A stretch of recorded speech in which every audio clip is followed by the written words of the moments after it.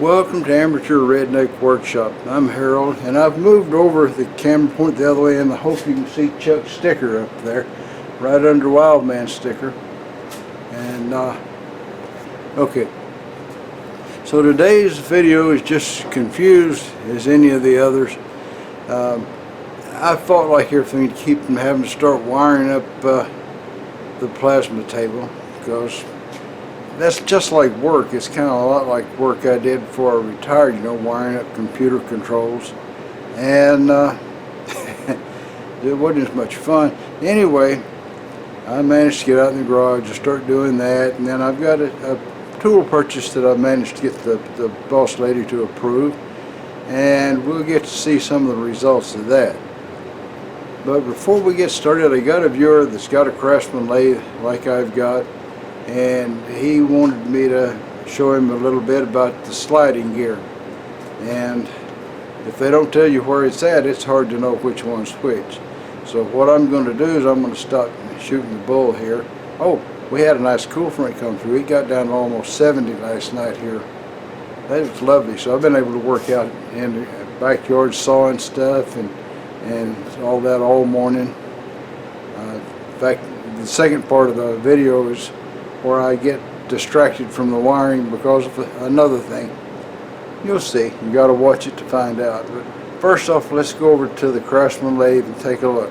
That's the type of lathe that I have. It says on Craftsman commercial. It's a 12-inch by I think 48 or 52-inch, something like that. Now the question I had was about the sliding gear. And this guy right here, that's the sliding gear. That little fellow there. And the reason you do that is you can see that right here it meshes into a gear, and beside it there's another gear. Sometimes when you're doing things you want to have him running on this gear, and sometimes you want him running on the other gear. Almost never the other gear though. It's the vast majority of the threads are going to be cut with it right there where it's at. Of course, if you do metric cutting on there, if you make the gears for cutting metric threads, then you have to kind of disturb that a little bit to put another 1 or 2 gears on, and that's a whole different thing. I did that in a previous video. You can go back to see the quest for metric threads. That's where I make about, I guess I made about 10 gears to go on there, so I could cut all kind of different metric threads, and it worked. Alright, I'll show you a little bit of the Craftsman manual. Now to get a good look at this, you'll have to pause your video probably, but here's a bunch of things labeled, and there's the label for the sliding gear. Over here it shows the sliding gear, and this little picture here shows the sliding gear in the second position. Okay, well, I'll move the camera over and see if I can zoom in on that part. There's 2 pictures that are side by side. Alright, this shows the sliding gear in the in position, and over here shows the sliding gear in the out position, which means it'll be on one side or the other of the flange on that little gear right there. The big washer sticking off the side of it, or whatever you want to call it. And like I say, with the sliding gear in the out position, that's practically everything on the quick change gearbox is you to cut it with that gear in the out position. So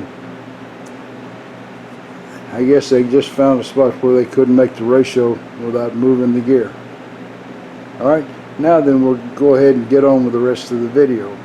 Alright, well, we're down to some of the less exciting parts, and I've got this guy to install and wire up. It's a Smart Bob Opto USB controller for use with Mach 4. And I'm using Mach 4 software. And this guy got in this bubble wrap. This is old Smart Bob right here. And you can see the model number. I don't have a link, but it's pmdx.com if you want to find the manufacturer. So I think that I will turn this guy something like this when I mount him in there. He would probably be happier mounted something like that, If I had things to stand it off from there, I might would be happier, but I think I'll just put a couple of spacers under it and stick them down right there and wire everything from that spot. At least it looks good to me. Watching me stand here worrying about which wire goes where could be as boring as watching grass grow.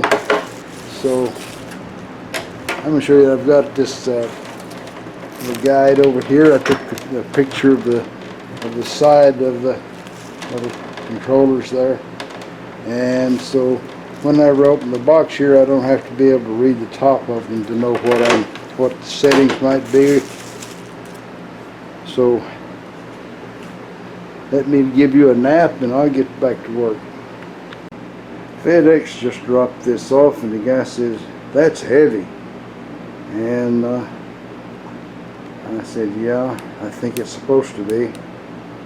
Little damage to the box there, so I'm hoping when I look inside that it won't be damaged inside. I'm sure you guys want to see what's in the box, don't you? How about you, Pierre? Hey, Pierre, do you want to see what's in the box? Alright, how about Phil? Him too. Alright, you guys hang loose and we'll open the box. Got my trusty screwdriver, Farmer's Brake brand. So,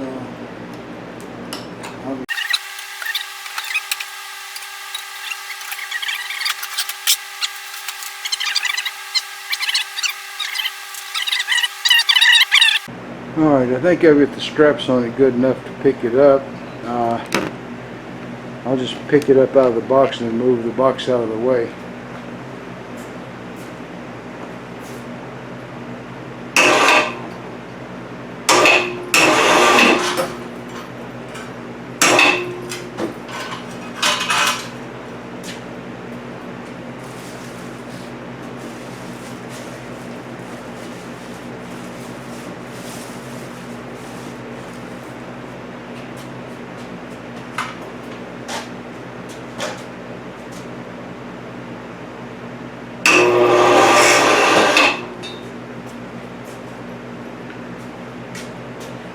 I think I'll just bend those little tabs on the box and take it apart in pieces just like it was put together, because it doesn't want to slide out of the box.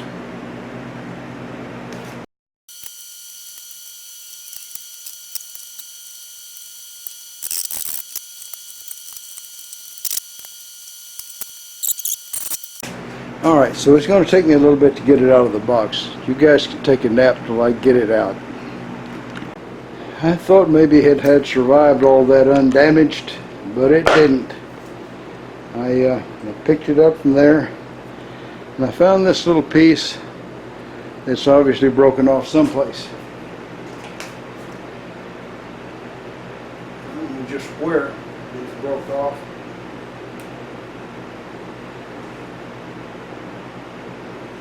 But it's broken off of someplace here.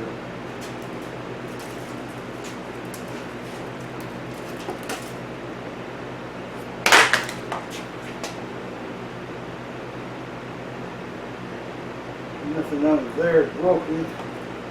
Bolts are bent.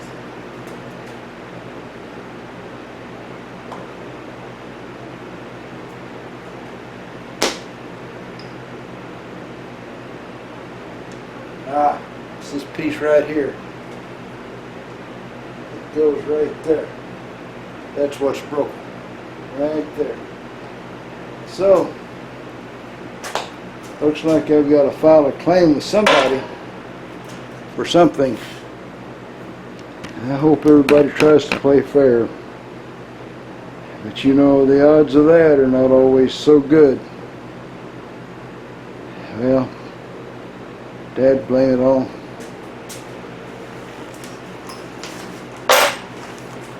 There's what it is. Universal cutter grinder. U2 from eBay. So now I've got to go and report it damaged. So I guess you guys can take a much longer nap. It all seems short to you. Okay, so I think I found all of the damage. I'm not certain. One's this little screw here that goes in here. Actually, it goes under here, right here. It's bent somewhat. It laying lopsided in the hole, so I knew it was damaged. I'm not sure what the hole's a little wallowed out on the outside edge. This piece is busted. This right here broke out of it. So, and this piece right here, this black ring that goes around here, it's bent a little bit. So, not too wonderful. Thought I was supposed to get 3 collets with it, but apparently I just got 2 small collets. I suppose I needed to go back and read that again to be certain. But now to go and see if I can contact the seller, who's apparently in Ontario, California, and see if I can get him to make it right. Each division there is 0.01 millimeters, which is a pretty fine amount of measurement.